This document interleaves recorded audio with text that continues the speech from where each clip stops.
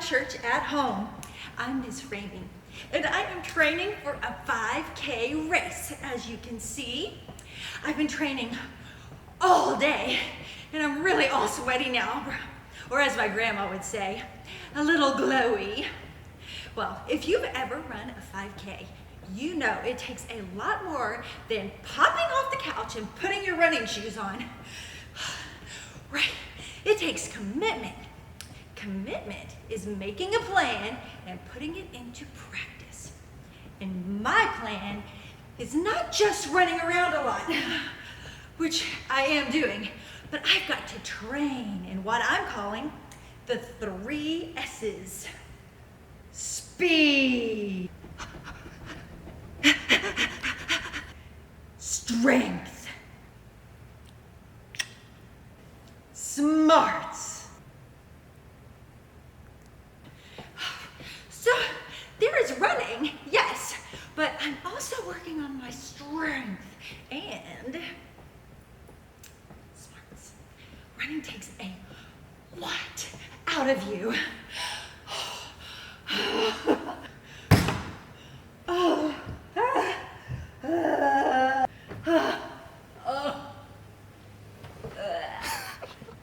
Your body is gonna wanna give up. But I'm gonna train my brain to keep running the race no matter what. Like right now, my body is telling my brain to not drink this kale spinach juice because it looks gross. But my brain tells me that kale and spinach are so good for me, giving my body energy and health. So here goes. I'm going to do it.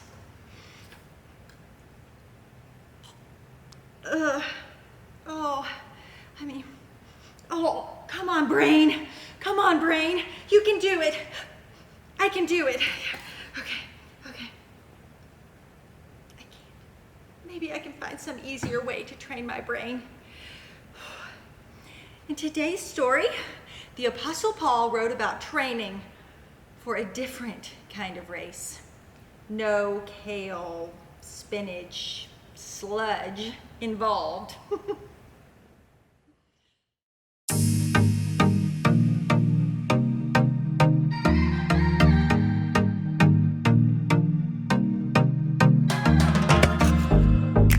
Plans for me are good. You hold my future. You're working all the time. You're the mountain mover. From sunrise to sunset till the sun comes back up again. You're by my side. You started a good work in me. I know that you will complete it. You will see it through. And everything that you say you'll do, 'cause I believe that you are faithful, oh, you are faithful, oh, you are faithful. I'll trust your every word, 'cause I believe that you're working for my good. Yes, you're committed. From sunrise to sunset till the sun comes back up again, you're by my side. You started a good work in me. I know that you will complete it. You will see it through, yeah. I know that you're still working on me. And everything that you say you'll do, 'cause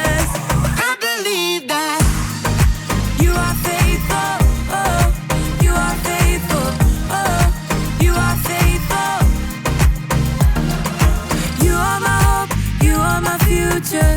You are the mountain mover. You are faithful. You are my hope. You are my future. You are the mountain mover. You are faithful.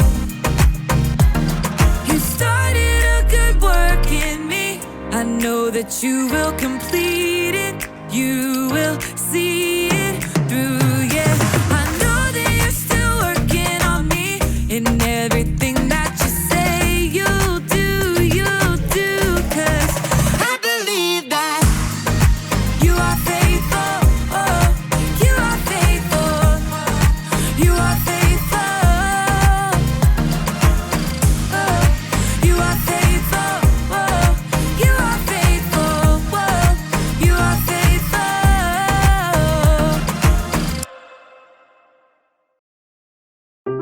The Bible.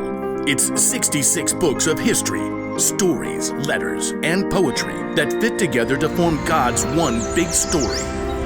The epic adventure of how He created us and loves us so much that He made a way to rescue us.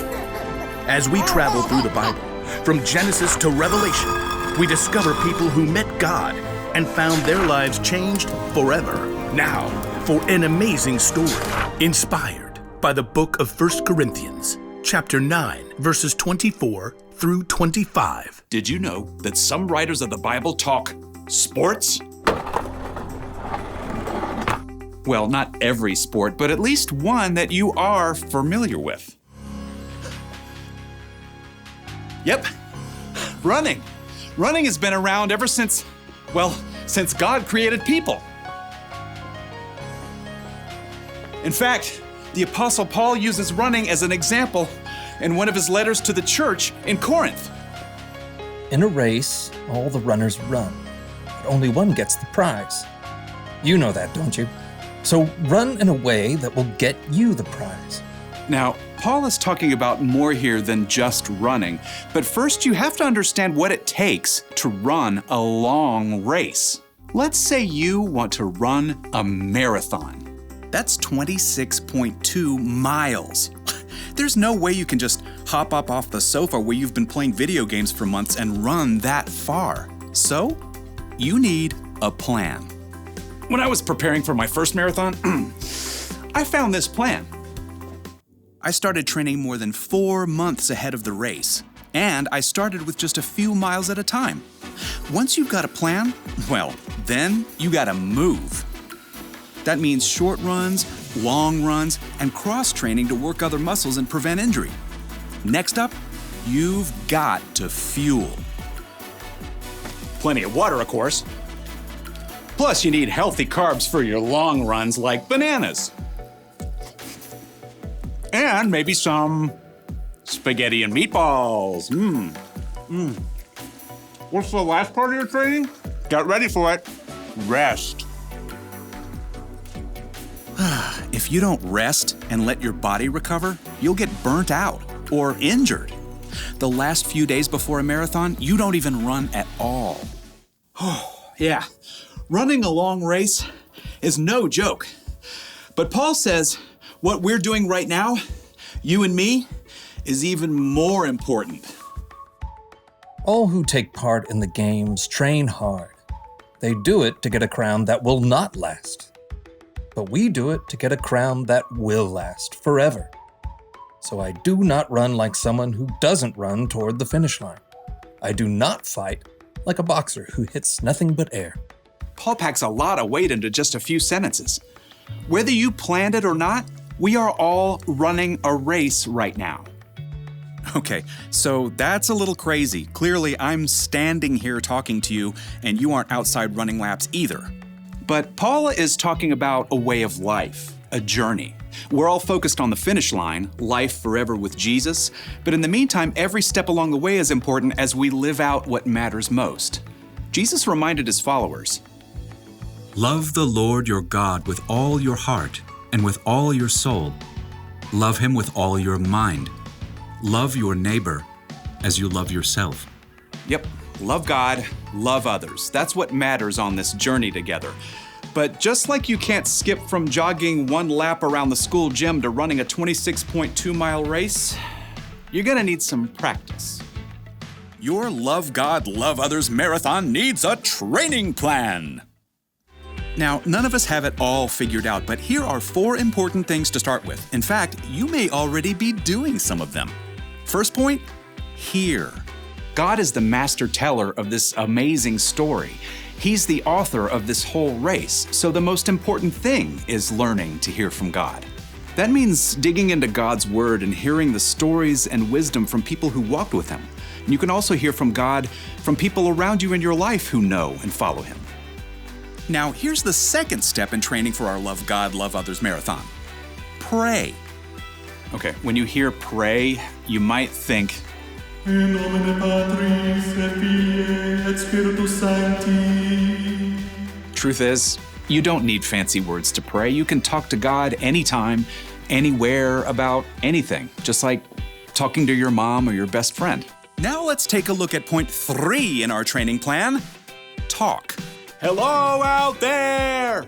Tell other people what God has been up to in your life, what's changing, how you're learning to love others better. And here's the final point in your Love God, Love Others training plan. Live. Live for God. Let His love fill up every part of your life, at home, at school, at church, even when your dad makes you stop reading your book to play a game with your little sister. Hear, pray, talk, live. That's how you practice loving God and loving others. As Paul wrote, So run in a way that will get you the prize. We do it to get a crown that will last forever. and when you do, you will live out Paul's wisdom to the Corinthians and win the race.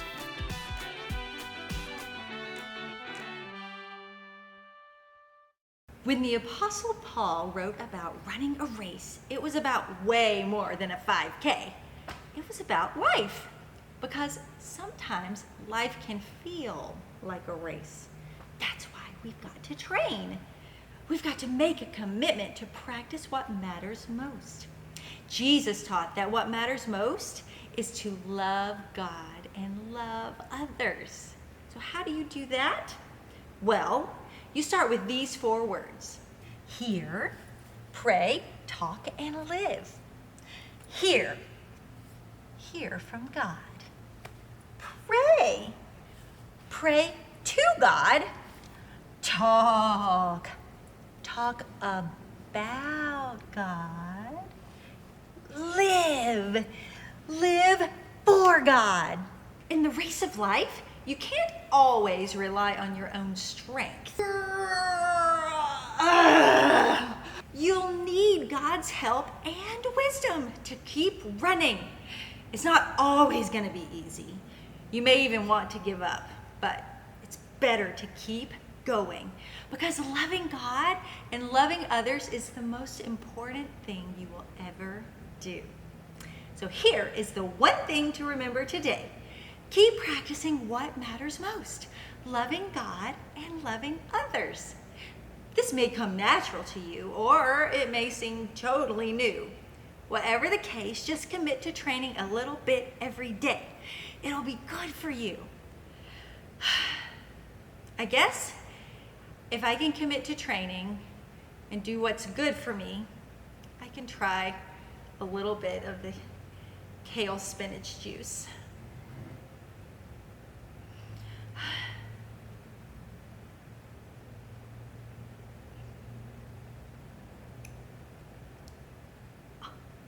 Hey, it's not that bad.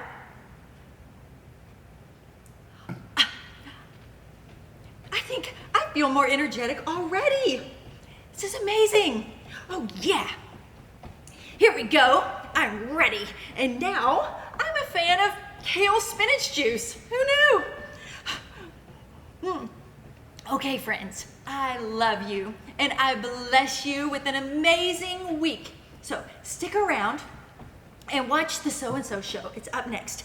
I'll catch you later. Oh, bye.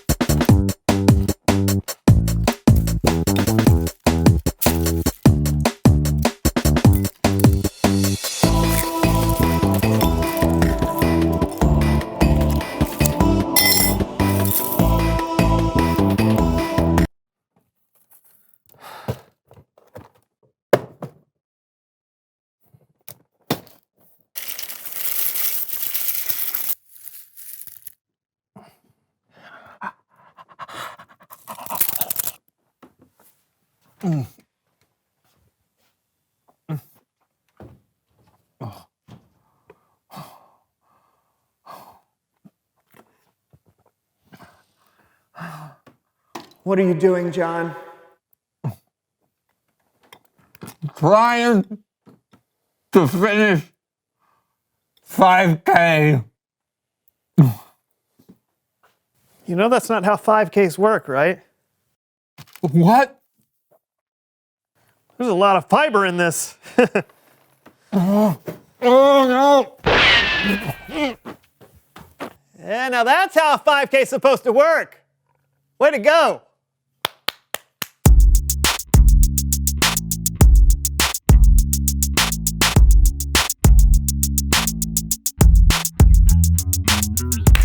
I'm John. I'm Brandon. Welcome to the So-and-So Show. Brandon and I have committed to run a 5K. Why?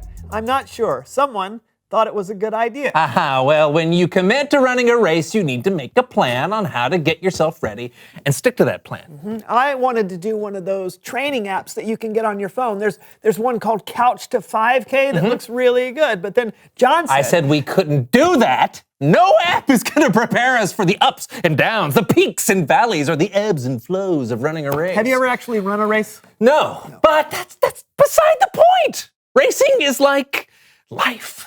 You never know what life is going to throw at you. It's unpredictable. So I developed a training course myself that will take us through unpredictable situations in multiple climates, so we'll be prepared for anything the real race might throw at us. Okay, but you know that we're running the 5K in the spring on a city street. Okay, let's talk more practice. Come on, buddy. Let's go to the course. High knees, high knees. Sigh.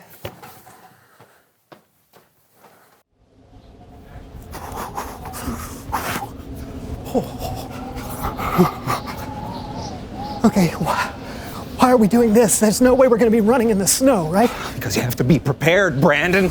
When you commit to something, you have to be ready for any outcome. And we have had some late spring snowstorms. When? You know, in the spring of 1978. It is not going to snow, John. You can't predict the weather, Brandon. And switch. Oh, now we're in the desert? This will never happen. What? We can make a wrong turn in a race and end up in the desert? Oh, flying cactus! Ah! Oh, and switch! Oh! Seriously, John! This is getting out of hand! Practice! Wow! Makes! Whoa! Perfect! Whoa! And switch!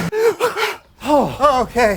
All right, this is more like it. This is what we should be training for. Wait for it. I want my $2! Ow! What was that? It's a paper boy. He's ruthless. Oh, heads up! What? Ow! Can we stop now, please? I think we're prepared. $2! I don't think you're that prepared. Oh! It's Bible story time with Kellen. Look out! Whoa!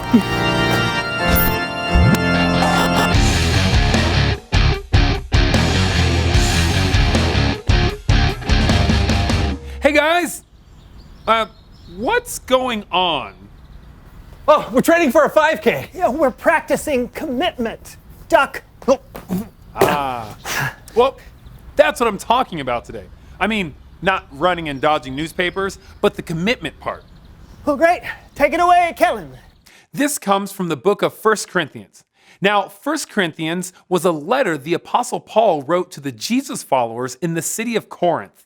Paul wrote the letter to encourage people to stay committed to living the way Jesus would want them to live. This letter is like a speech a coach might give a team to really get them pumped up. It starts like this. In a race, all the runners run, but only one gets the prize. You know that, don't you? So run in a way that will get you the prize. Pretty inspiring stuff, but I think we could do it even better. Help me out, cheer squad. Hey, Jackie. Yeah, Dee Dee? Are you ready to commit? I was born ready. Who is ready to run this race? I am. Who is ready to run this race? That's me. When you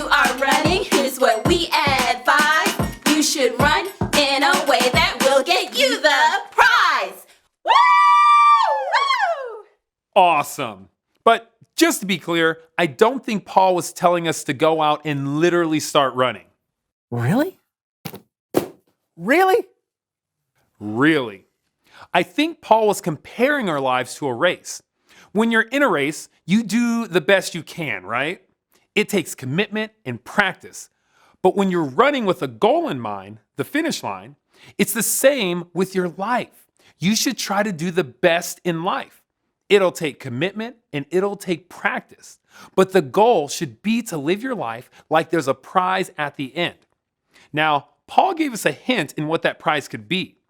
He wrote, "All who take part in the games train hard.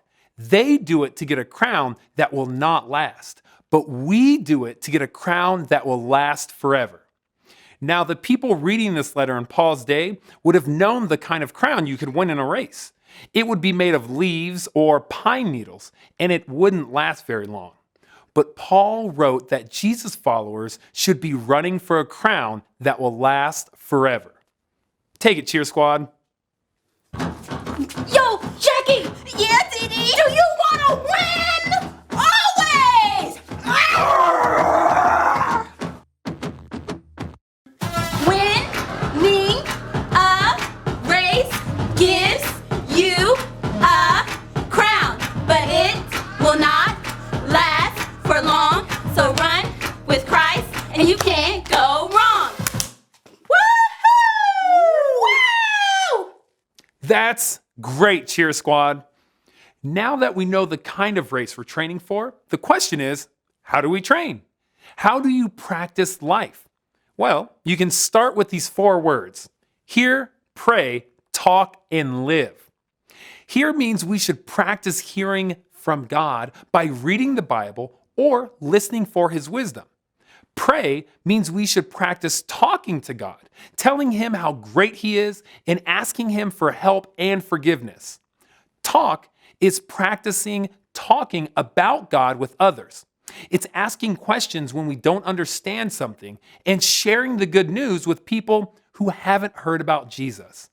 And live means we practice living for God. We try and think about God before every choice we make and do things in a way that honor Him. That's how you train for the race of life. Let's hear one more from the Cheer Squad. Ooh, hey, Jackie. Yeah, Dee I'm ready to lace up my kicks and run this race. I hear you. Let's slay this thing.